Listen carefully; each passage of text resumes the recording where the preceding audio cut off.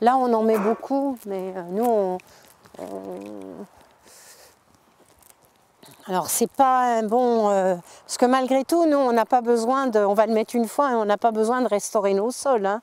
Puis là, il en met Là, souvent. on voit bien les champignons. Là. Oui, là, on en a là, des champignons.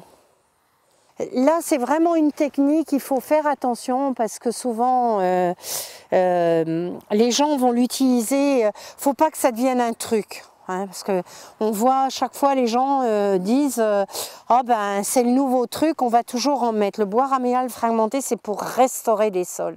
Il faut en mettre une fois ou 2 fois, mais pas plus après. C'est vraiment de la restauration de sol. Donc c'est les rameaux des arbres, hein, de ça, là, des feuillus. Hein, donc c'est ces branches-là. Hein, ça, jusque-là, c'est possible. Et donc c'est broyé, comme ça, finement. Hein, et on met 4 cm. Enfin, entre 4 et 8 cm. Alors quand un sol est vraiment complètement détruit, comme on voit dans certains pays africains, et d'ailleurs c'est le professeur Lemieux qui a vraiment mis ces techniques-là en Afrique, sur des sols complètement détruits. Donc là, on va avoir, donc vous mettez ça en couverture, hein, il ne faut surtout pas l'incorporer, on n'incorpore jamais la matière organique, hein, ce qu'on a dit tout à l'heure, si vous la mettez dessous, la terre par-dessus, eh bien en fait la faune, les champignons, ils ont besoin d'oxygène, ils sont aérobies. Si vous mettez de la terre dessus, c'est fini, et donc ils ne vont pas se multiplier. Donc là, on va remettre des champignons, et les champignons vont décomposer la lignine du bois. Donc c'est pour ça que en fait, c'est beaucoup plus intéressant d'utiliser le bois, parce que des gens nous disent mais pourquoi on pourrait prendre de la paille? Eh bien en fait, la paille n'a pas de lignine et on aura moins de champignons, on aura moins de restauration, et ça va être les précurseurs pour faire la matière organique. Les champignons vont faire la matière organique, l'humus. Si vous avez de l'humus, vous allez avoir de la faune, et puis après, tout va s'enclencher. Effectivement, quand vous le sentez, ça a vraiment une odeur de champignon. Voilà. Alors, ça permet, quand on utilise ça, ben, nous, on l'utilise en France, surtout comme c'est un produit il faut avoir de la haie, donc il faudrait avoir toute une politique de la haie, parce qu'il ne faut pas de résineux. Il ne faut surtout pas de sapin. Et si quelqu'un va utiliser, par exemple, les lauriers, ça a des feuilles trop vernissées, bon, et le bois se décompose moins bien, donc il faudrait remettre de la haie, puisqu'il faut que ça soit du feuillu. Et les haies, vous êtes obligé de les tailler, donc ça serait l'idéal, mais on a coupé toutes nos haies en France. Donc le bois raméal fragmenté, on n'a pas beaucoup de sources de bois raméal fragmenté, donc ça reste cher.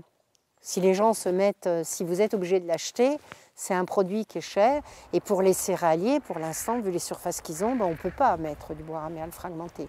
Donc nous, on l'a beaucoup utilisé chez des vignerons, parce qu'en fait, ils le mettent comme au pied des rosiers, quoi. Ils le mettent en ligne sur le rang, ou les arboriculteurs. Toi, il y a tout un enseignement là, tout ça c'est du bois. C'est du bois... C'est une nouvelle technique, ça, que j'ai employée. Du bois raméal fragmenté, c'est ça. Tu broies du bois, tu vois, et puis tu fais... T'as plein de vers de terre là en dessous. Là, tu vas regarder.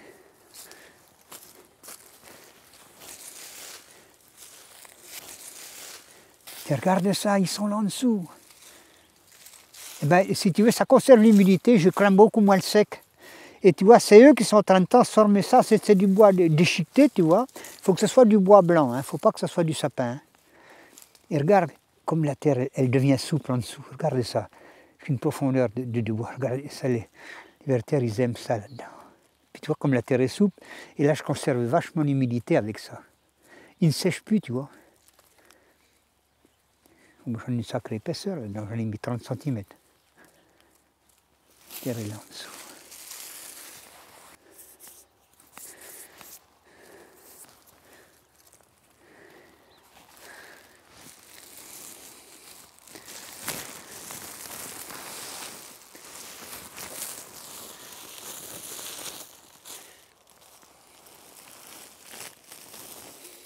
Alors les maraîchers souvent sont déçus parce qu'ils l'incorporent, parce qu'on est encore dans la vision que dans ce qu'on enseignait, là c'est incroyable, chaque fois les gens disent mais nous on nous a dit qu'il fallait enfouir la matière organique.